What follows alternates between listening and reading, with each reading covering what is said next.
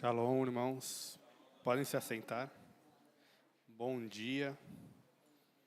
Eu quero que vocês reparem uma coisa, que quando o pastor que vai pregar, dá o microfone para ele começar a pregação, era mais de 11 horas. Agora é antes das 11, 10h50. Aí eu termino cedo e falo, não, o Jeff prega muito rápido. Não, vamos trocar, pai. Quando você for pregar, vai ser às 10h50. Eu queria falar agora com vocês. Não tem como a gente fugir muito do período, né? A data que a gente está. É uma época que todas as pessoas elas estão propensas a se reunirem, né? A família está junto. E eu queria falar com vocês sobre família. E é muito bom nós estarmos juntos, porque no dia a dia, às vezes a gente acaba não tendo tempo suficiente para a gente conversar assuntos mais delicados, assuntos mais profundos. E esse é um período que nós temos que aproveitar que as outras pessoas já estão dispostas a ficar mais tempo juntas e a gente realmente conversar, sentar, abrir nosso coração, ouvir o coração das pessoas. Também, muitas pessoas falam que não gostam porque é um período de hipocrisia. Passa o ano inteiro brigando e no fim do ano todo mundo ama todo mundo, né? Mas não sejamos nós os hipócritas. Vamos aproveitar esse momento e deixar Deus falar através da nossa vida. Amém? Então, eu queria falar da importância de nós nos sentirmos parte da família de Deus. O texto base é Efésios 2, a partir do 13. Vamos ler. Diz assim: mas agora, em Cristo Jesus, vocês, que antes estavam longe, foram aproximados pelo sangue de Cristo, porque Ele é a nossa paz. De dois povos Ele fez um só, e na sua carne derrubou a parede de separação que estava no meio, a inimizade. Cristo aboliu a lei dos mandamentos na forma de ordenança, para que dos dois criasse em si mesmo uma nova humanidade, fazendo a paz, e reconciliasse ambos em um só corpo com Deus, por meio da cruz, destruindo a inimizade por meio dela. E quando veio, Jesus evangelizou a paz a vocês que estavam longe, e a paz também aos que estavam perto, porque, por meio dele, ambos temos acesso ao Pai, em um só Espírito. Assim, vocês não são mais estrangeiros e peregrinos, mas concidadãos dos santos e membros da família de Deus, edificados sobre o fundamento dos apóstolos e profetas, sendo Ele mesmo, Cristo Jesus, a pedra angular. Nele, todo o edifício bem ajustado cresce para ser um santuário dedicado ao Senhor. Nele também vocês estão sendo edificados, junto com os outros, para serem morada de Deus. Amém?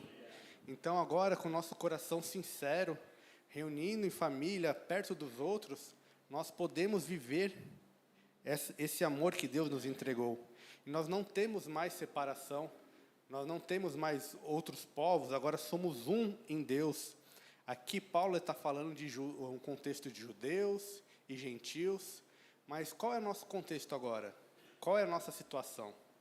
Como que a gente pode aplicar no momento agora? A gente tem várias situações no nosso dia a dia. A gente tem rivalidade regional aqui no Brasil, né, os nortistas com os sulistas do Sudeste, nordestinos. Nós temos esquerda, temos a direita, aqui um movimento ideológico político. Nós temos times de futebol. Enfim, onde a gente quiser, a gente vai achar motivo para separação. E isso a gente não pode trazer aqui dentro para a igreja, porque antes de ser de direita, de esquerda, de cima, de baixo, nós somos cristãos. Eu sou um cristão de esquerda, eu sou um cristão de direita, mas o que nos define? O que vem primeiro? Nós somos cristãos. Nós somos o membro da família. Nós estamos unidos pelo sangue de Cristo.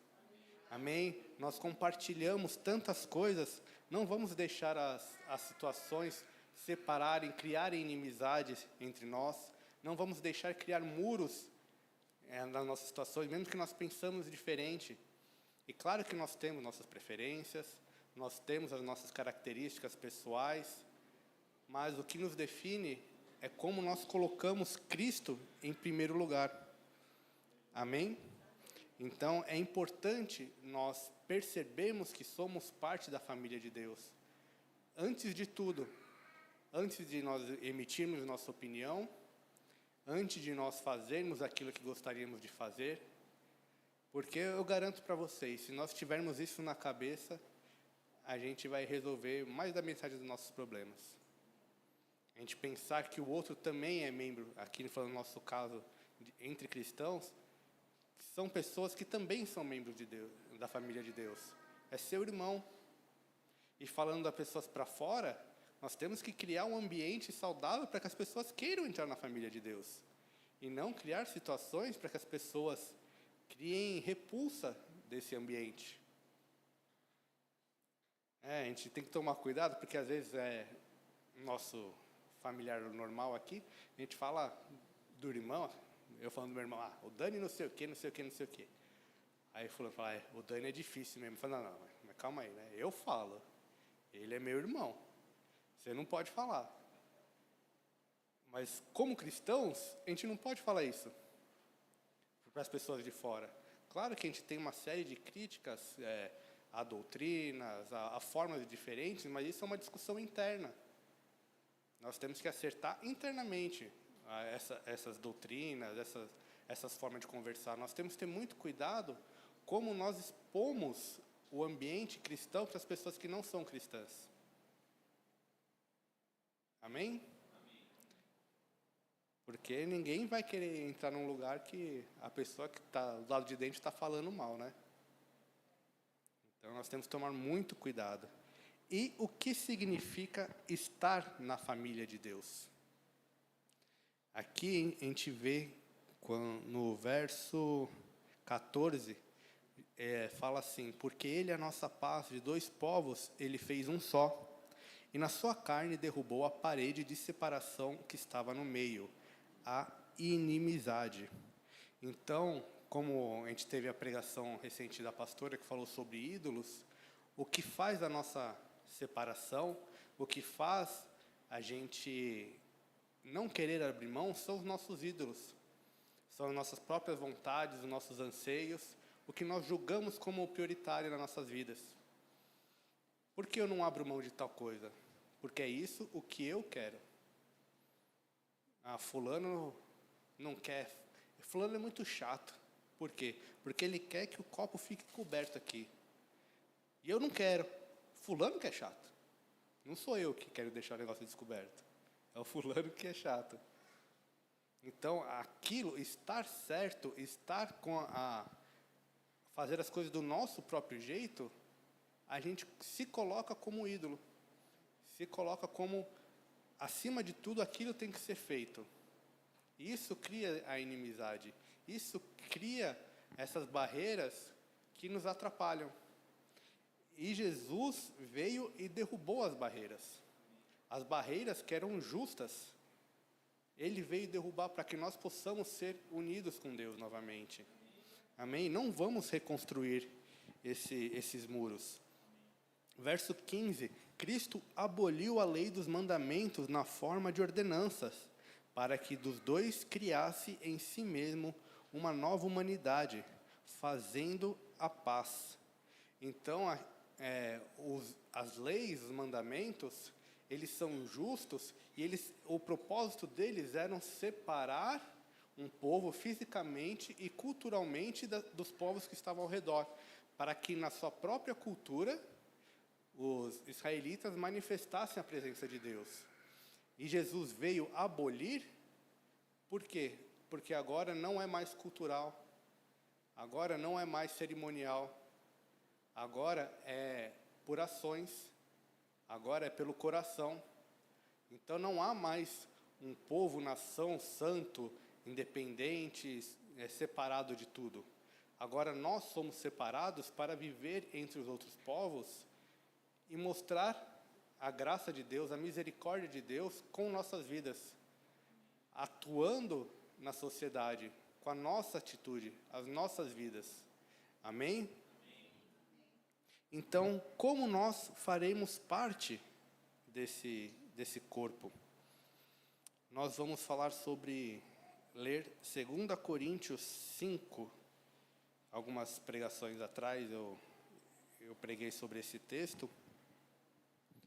E os irmãos devem lembrar. 5 a partir do 18. Diz assim: Ora, tudo isso provém de Deus, para que nos reconciliou consigo mesmo por meio de Cristo, e nos deu o ministério da reconciliação, a saber, que Deus estava em Cristo, reconciliando consigo o mundo, não levando em conta os pecados dos seres humanos, e nos confiando a palavra da reconciliação. Portanto, somos embaixadores em nome de Cristo, como se exortasse por meio de nós, como se Deus exortasse por meio de nós. Então, é isso que eu estou falando aqui, quando a gente tem que viver no mundo. Nós cantamos, né? Amar o mundo, mas sem nele ficar. Então, é nós estarmos na sociedade. Como que funciona um embaixador, uma embaixada? Não é retórica. É um terreno dentro de um outro estado, né, de um outro país. Aquele terreno, ele reflete as leis do estado que ele representa. E o embaixador, ele é o porta-voz daquele estado. Então, ele tem que ter cuidado com o que ele fala. O que ele faz pode gerar o chamado acidente diplomático, né? Ele pode gerar guerras. Inclusive, a Primeira Guerra Mundial foi causada por causa de um chanceler que foi morto. Né? Então, isso é uma declaração de guerra. Então, aqui está falando que nós somos embaixadores em nome de Cristo. Então, nas nossas atitudes, o nosso agir não pode representar a nós mesmos. Tem que representar Cristo, para que as pessoas olhem para nós e vejam Cristo. Em nome de Cristo, pois, pedimos que vocês se reconciliem com Deus, aquele que não conheceu o pecado, o Deus que fez pecado por nós, para que nele fôssemos feitos justiça de Deus. E nós, na qualidade de cooperadores com ele, também exortamos a que vocês não recebam em vão a graça de Deus. Porque ele diz: no tempo aceitável escutei você, e no dia da salvação eu o socorri. Eis agora o tempo oportuno, eis agora o dia da salvação. Amém? Então a gente fica pensando às vezes, talvez não seja aqui a hora, talvez é um momento que as pessoas já estão cansadas de igreja, é um momento que as pessoas não querem falar sobre isso, mas não, agora é o tempo oportuno. Hoje é o dia da salvação. Não se deixe por conceitos, preconceitos, ou será o que for. Deixe Deus falar através de você. Seja um embaixador de Cristo na sua família, na sociedade. Deixe ser usado. Leia a Bíblia, fale, ore, para que as pessoas vejam Jesus na sua vida. Amém? Então, nós, através desse ministério da reconciliação, nós aceitamos a graça de Deus em nossas vidas. Nós reconhecemos que não é por nós, não é mérito nosso. Inclusive, nós merecíamos ser condenados. Mas é a graça de Deus que vem sobre nossas vidas, e nós reconhecemos essa graça e aceitamos a obra salvadora de Cristo. Nós aceitamos o que Jesus já fez na cruz. E assim nós podemos viver e falar a outras pessoas, convidar outras pessoas a se tornarem membros da nossa família. Né? Quando a gente ouve uma música que a gente gosta, o que a gente quer fazer? Mostrar para todo mundo. Quando a gente come um sorvete, come algum doce, a gente quer comprar para todo mundo, para a pessoa experimentar. Nossa, você vai gostar, é muito bom. E a gente tem que ter esse mesmo anseio das pessoas. E parte desse reconhecimento da graça é entender que não é por nós, não é nosso mérito, não é o que podemos fazer. Tempos atrás eu estava assistindo TV com a Esté e ele mostrava lá o... que foi? E tinha um vídeo lá, uma cantora que desceu, acho que num hotel, alguma coisa assim, estava passando, e tinha uma mulher segurando um cartaz: "Você vai pro inferno". Tipo, é isso que a gente quer viver? Não é um cartaz "arrependa-se". Não é uma forma de amor, é uma forma que a pessoa está de dentro do reino, apontando o dedo para as pessoas que estão do lado de fora. São os fariseus que Jesus fala: vocês nem entram e nem deixam as pessoas entrarem. Então, se nós estamos dentro, nós não podemos evitar que outras pessoas entrem. E, na real, mais do que a gente chamar as pessoas para entrar, o difícil, na verdade, é a gente não expulsar as pessoas que estão dentro. A gente vê várias passagens de Deus tratando com Israel, fala povo de dura cerviz, e esses termos que usa é para gado mesmo. Por quê? Porque o povo tinha criado um bezerro de ouro para adorar. E Deus, a partir daquele momento, passa a usar termos de gado para se referir a Israel. Por quê? Porque vocês não querem servir, vocês lutam contra. Então, às vezes, a gente é difícil. Quer dizer, às vezes a gente é fácil, né? Na maior parte do tempo, a gente é difícil. Então, nós não podemos nos sentir importantes em demasiado por estarmos do lado de dentro. Mas nós temos que lembrar da condição que nós estávamos, aonde nós estávamos. Vamos ler novamente Efésios 2:19. Assim, vocês não são mais estrangeiros e peregrinos, mas concidadãos dos santos e membros da família de Deus. Por que Paulo está usando esses termos? Estrangeiro. Estrangeiro é uma pessoa que era de fora da cidade. Ele está falando termos reais mesmo. A pessoa não mora na cidade, ela é de fora. Isso significa o quê? Que ela não tem direito, ela não tem nenhuma forma de proteção, ela não tinha nada. E o outro é peregrinos, que eram pessoas que moravam na cidade, mas não eram de lá, e também não eram cidadãos. Então eles tinham alguns direitos, poucas coisas. Então Paulo está falando: lembrem-se que vocês não tinham direito a nada ou quase nada. E agora vocês são cidadãos do reino de Deus. Vocês estão dentro, vocês ganharam. Mas lembre-se de que vocês não tinham nada. Lembre-se de que vocês não eram nada. E agora, vocês são o próprio fundamento que Deus irá construir a sua habitação. O verso 22, nele também vocês estão sendo edificados, junto com os outros, para serem morada de Deus no Espírito. Então, olha de onde nós estávamos. Eram pessoas que vagavam, que não tinham moradia fixa. Agora não, nós fazemos parte da construção da morada de Deus. Não é algo que nós devemos nos vangloriar, mas entender que através de nós, Deus está fazendo alguma coisa. E a nossa maior recompensa é ser uma coluna. Nossa maior recompensa é ser uma parede, para que outras pessoas possam se abrigar e possam virar outras colunas, outras paredes, para que o templo de Deus seja expandido e cresça. Amém? E quando será essa reunião da família de Deus? Nós teremos a boda do Cordeiro, que Jesus, nosso Rei, certamente voltará.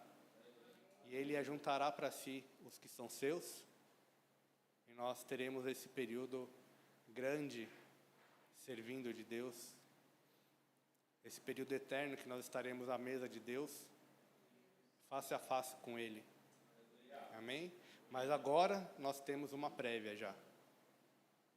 Nós já estamos aqui. Olhe para o irmão que está ao seu lado e fale, presta atenção na pregação. É brincadeira, eu acho mó barato quando a gente fala de... Olhe para os irmãos do seu lado, né? Tá todo mundo olhando para mim, eu falo, olhe para o irmão do lado. Né? Mas nós temos agora, são seus irmãos que estão aí do lado. A prévia, se você está com bronca do seu irmão que está do seu lado, você vai passar a eternidade com ele, irmão. É melhor acertar as coisas agora, né? É melhor compartilhar as coisas agora. Para você ter a eternidade toda para curtir ao lado dele. Amém? Nós temos agora a prévia. Amém? Vamos participar da ceia. Coloque-se em pé.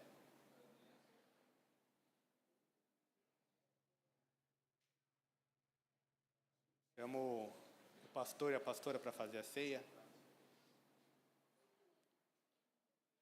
Vamos fazer essa prévia das bodas do Cordeiro, celebrar a morte e ressurreição de nosso Senhor. Amém.